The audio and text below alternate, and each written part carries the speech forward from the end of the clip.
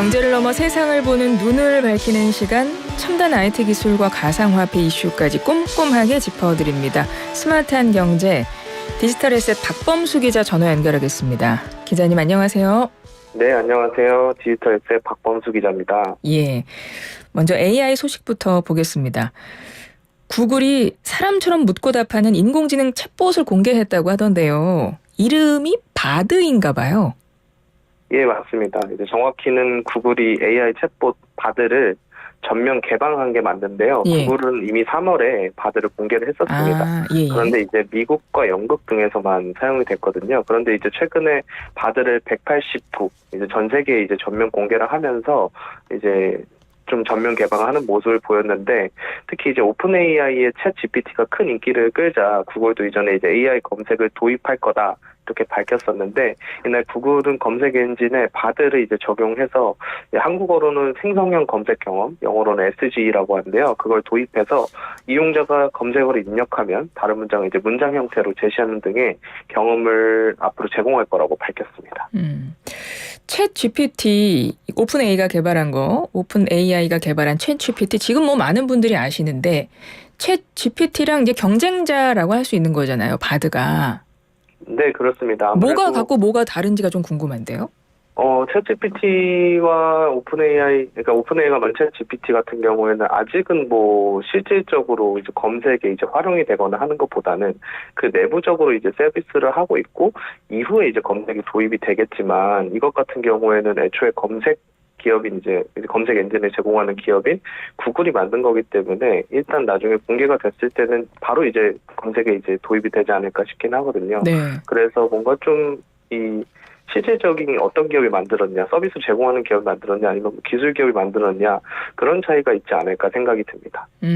그렇군요. 뭐 어찌됐건 바드하고, 그러니까 구글하고 오픈 AI가 개발한 챗 GPT, 이게 이제 MS랑 관련된 게 챗 GPT인 거죠? 예, 그렇습니다. 둘 중에 누가 이길 것 같으세요? 기자님 생각에는?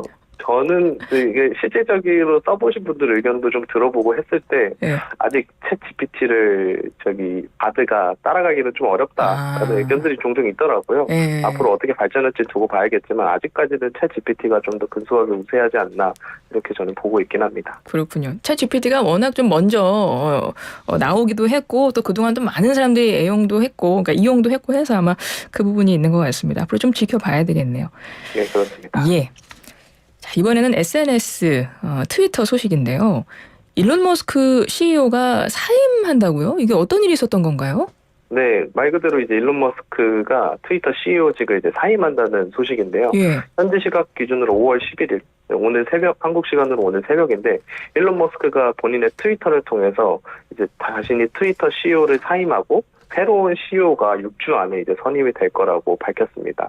그리고 일론 머스크 자신은 이제 최고 기술 책임자, CTO로 트위터에 남아있을 거라고 얘기를 했는데, 그래서 특히 이제 새로운 CEO에 대한 관심이 많이 쏠렸습니다.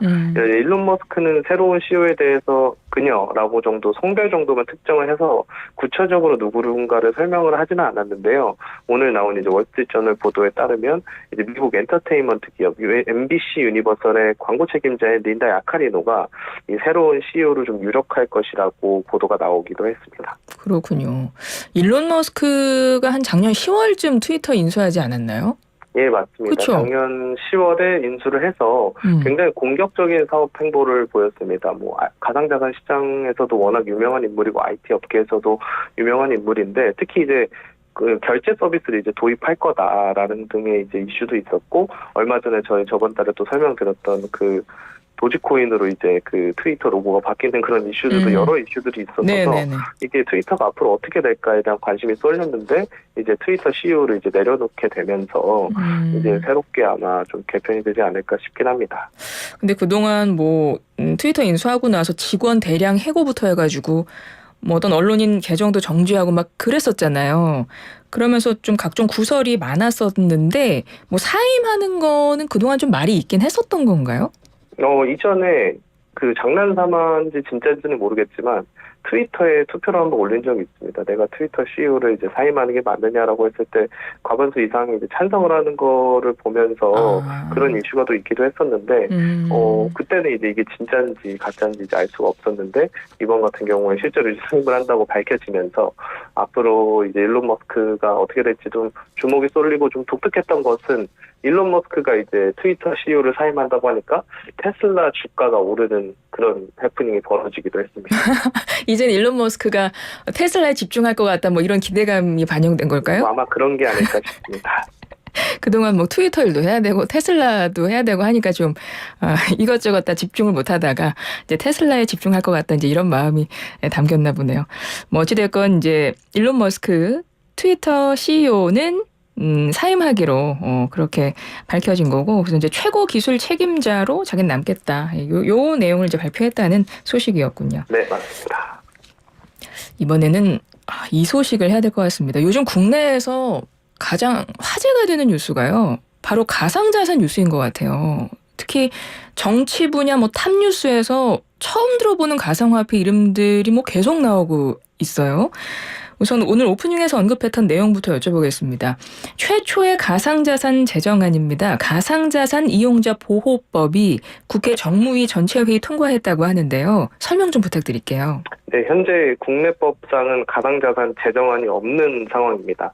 기존에 이제 특정금융정보법이라는 법에 따라서 거래소 등에 대한 규제만 시행이 되고 있었는데, 어제입니다. 5월 11일 정무위원회 전체 회의에서 가상자산 이용자 보호 등에 대한 관한 법률안이 이제 의결이 됐습니다. 이날 이제 백혜련 정무위원장은 가상자산이 비로소 법의 테두리에 들어왔고 투자자 보호 중심으로 이제 1단계 입법이 마무리됐다라고 말했는데, 여기서 말하는 1단계 입법이라는 건 투자자 보호를 중심으로 만든 일종의 미니 입법을 말합니다. 네. 기존에 이제 통합 제정안을 통해서 가상자산 법안을 만들려고 했는데 이게 시간도 너무 오래 걸릴 것을 우려해서 일단 1단계로 투자자 보호법을 만들고 그 다음에 2, 3단계를 거쳐서 업권 전반을 규제하는 방향으로 이제 입법이 진행되고 있습니다. 그래서 백혜련 위원장은 이날 금융위에 2단계 입법을 위한 후속 조치에도 좀 힘써달라고 얘기를 하기도 했습니다. 네, 이제 가상화폐가 점점 좀 영향력도 커지는 것 같고, 근데 그것에 비해서 너무 좀 이게 규제가 안 되다 보니까 좀 문제가 있었던 건 사실이잖아요. 네. 네, 그래서 좀 아까 언급하셨는데 가상자산이 법 테두리 안으로 들어왔다는 의미라면 제가 궁금한 건 가상자산 시장에서는 지금 어떤 반응일지가 좀 궁금한데요.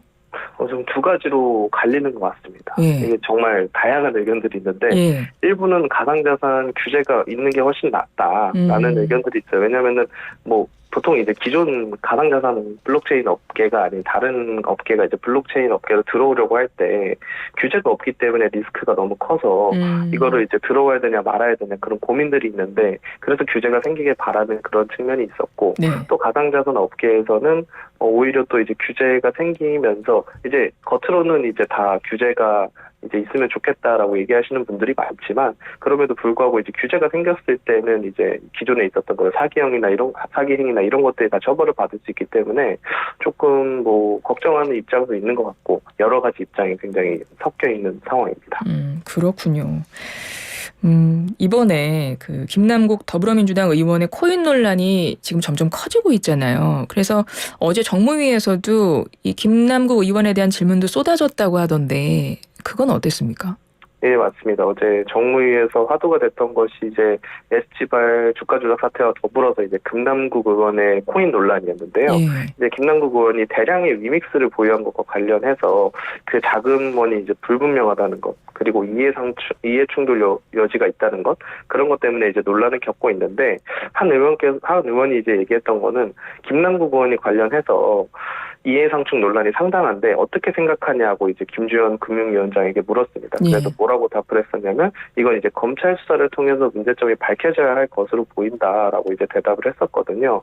그리고 추가로 어떤 말도 있었냐면, 빗썸과 위메이드도 김남국 의원 논란과 관련해서 같이 조사해야 하는 게 아니냐는 이제 주장도 나왔습니다. 그 이유는 이제 김남국 의원이 빗썸에서 업비트로 대량의 위믹스를 옮기는 과정에서 금융정보 분석원 FIU가 이상거래 보고를 이제 받았는데 네. 빗썸에는 이제 거래 보고가 이제 누락이 됐다는 점 때문이고요. 또 이제 대량의 위믹스를 개인이 가지고 있다는 점을 관련해서 이거 발행사로부터 받은 게 아니냐, 발행사가 위메이드인데 그런 의혹도 지어지고 있어서 이 빗썸과 위메이드 함께 조사해야 되는 게 아니냐 이런 주장도 나오기도 했습니다. 빗썸이랑 위메이드는 뭔 거죠?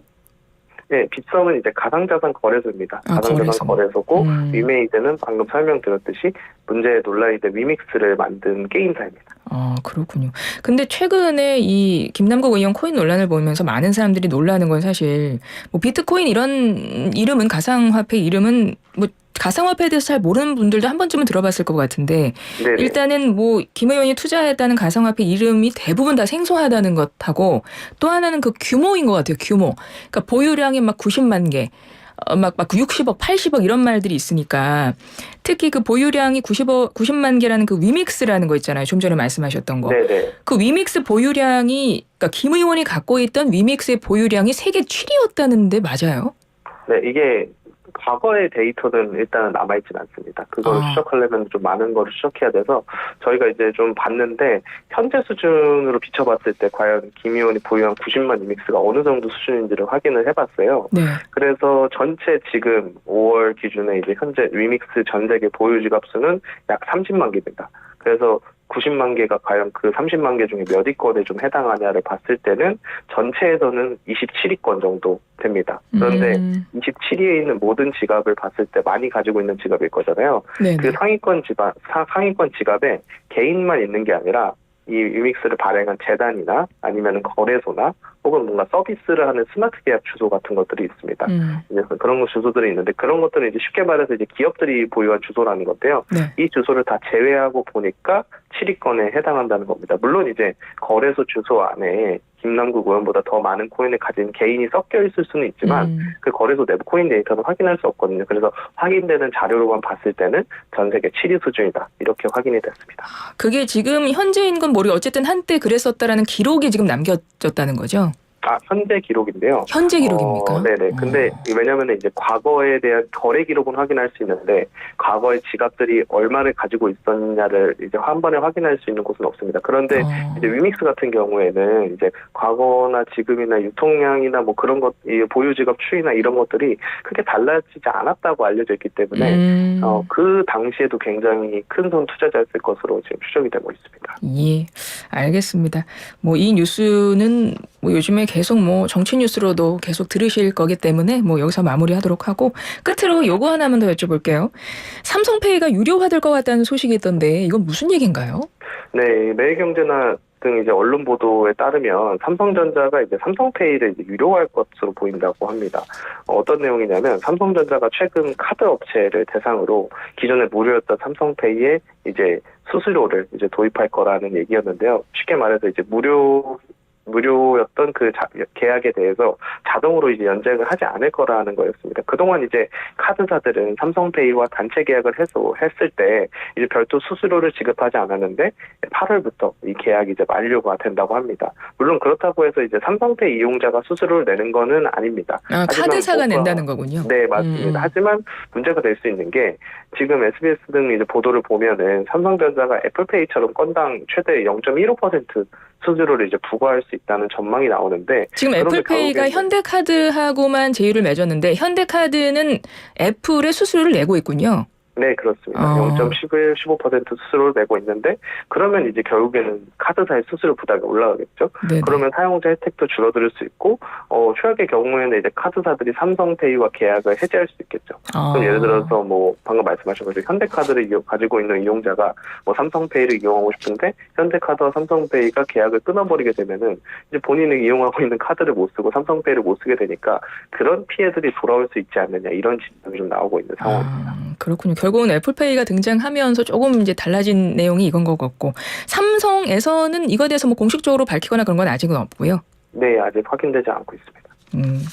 예, 알겠습니다. 기자님 오늘 말씀 여기까지 드릴게요. 잘 들었습니다. 고맙습니다. 네, 감사합니다. 지금까지 디지털 에셋 박범수 기자였습니다.